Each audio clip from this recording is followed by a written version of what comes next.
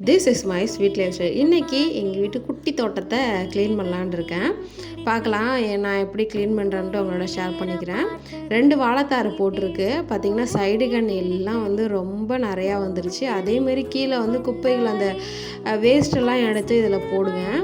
காய்கறி அதுமாரி போடுறனால வந்து ஃபுல்லாக வந்து டஸ்ட்டாக இருக்குது.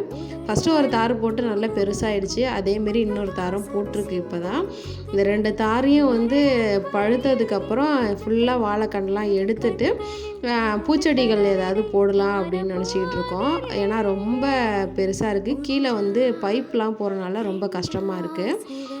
ஃபுல்லாக வந்து இந்த சைடு கன்லாம் எடுத்துகிட்டு அந்த சைடு கன்லாம் ஃபுல்லாக கொத்தி விட்டுட்டோம் அப்படின்னா நெக்ஸ்ட்டு அந்த சைடு கன் வந்து வளராமல் இருக்குங்கிறனால வந்து இதுமாரி பண்ணிகிட்ருக்கேன். பக்கத்தில் ஃப்ளாட் இருக்கனால வந்து எல்லாத்தையும் எடுத்து பக்கத்தில் போட்டுட்டேன். இப்போ எப்படி இருக்குன்ட்டு சொல்லுங்கள். தேங்க்ஸ் ஃபார் வாட்சிங்.